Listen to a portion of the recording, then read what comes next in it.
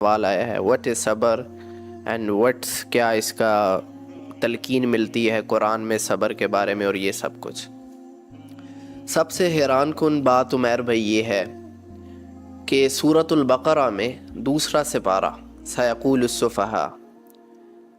اس کے second page پہ آپ کو جو رکوع ملتا ہے اس میں یا ایھا الذین آمنوا استعینوا بالصبر والصلاۃ، کہ نماز کے ذریعے صبر حاصل۔ اب دیکھیں پہلے سب سے پہلے صبر کو ڈسکس کر لیتے ہیں، پھر اس کے بعد آگے صبر کی مسکانسیپشن ہے۔ اچھا، صبر کس چیز کو کہتے ہیں؟ صبر اس چیز کو کہتے ہیں، ایک ایگزامپل دے کے آپ کو سمجھاؤں گا کہ صبر کس چیز کو کہتے ہیں۔ اگر آپ روڈ پر نکلتے ہو، آپ نے ایک شاپ تک جانا ہے، آپ نے کسی مارکیٹ تک جانا ہے، آپ نے یہ ارادہ کیا ہے کہ آپ نے اس مارکیٹ تک جانا ہے۔ اب آپ راستے میں چل رہے ہو اور طوفان آ گیا ہے، ہوا چل رہی ہے، بارش شروع ہو گئی ہے، بہت طوفان آ گیا ہے، سب آپ کو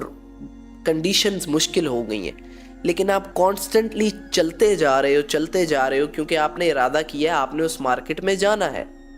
تو اب یہ جو آپ سٹرگل کر رہے ہو نا کہ وہ بارش ہو رہی ہے، طوفان ہو رہا ہے، لوگ آپ کو روک رہے ہیں، لیکن آپ نے ادھر جانا ہی جانا ہے، تو وہ جو آپ سفر طے کر رہے ہو نا، وہ جو سٹرگل کر رہے ہو، اس کو کہتے ہیں صبر۔ صبر کا مطلب یہ نہیں ہے کہ اگر فار ایگزامپل کوئی ایسا کام جو غلط ہے، جیسے ہمارے پاکستان میں صبر کو ڈیفائن کیا جاتا ہے کہ آپ نے میرے ساتھ غلط کیا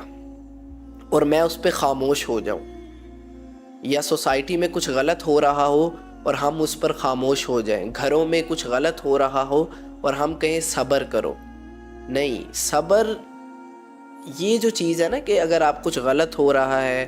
سوسائٹی میں، گھروں میں، 2 لوگوں کے درمیان، 4 لوگوں کے درمیان، اور اگر آپ اس کے خلاف آواز نہیں اٹھاتے اور کہتے ہو میں صبر کر رہا ہوں، تو یہ تو آپ غلط کر رہے ہو، کیونکہ آپ نے جو غلط چیز ہے اس کے خلاف آواز اٹھانی ہے، جو چیز غلط ہے اس کے خلاف آواز اٹھانی ہے۔ تو ہمارے ہاں کیا ہوتا ہے کہ ایگزامپل دیتا ہوں کہ ہماری مائیں بیٹیوں کو کہ یہ تو ہمارے خاندان کا رواج ہے، صبر کرو، کچھ غلط ہو رہا ہے، کوئی پریشر ڈالا جا رہا ہے، کچھ ایسے ویسے، اور ایسے کہا جاتا ہے کہ صبر کرو، چپ رہو، خاموش رہنے کو بیسیکلی صبر کہا جاتا ہے۔ صبر پہلی چیز تو یہ ہے، صبر اس چیز پہ کیا جاتا ہے جو حق ہے۔ غلط چیز پہ آپ صبر، اس پہ برداشت کرو، اس کو صبر نہیں کہا جائے گا۔ غلط چیز جو ہے، جو ظلم ہے، اس کے خلاف آواز اٹھانا ہر انسان کا فرض ہے، میں یہ سمجھتا ہوں، کیونکہ سورۃ العصر میں بہت ہی ضروری بات آئی ہے، والعصر ان الانسان لفی خسر الا الذین آمنوا وعملوا الصالحات وتواصوا بالحق وتواصوا بالصبر۔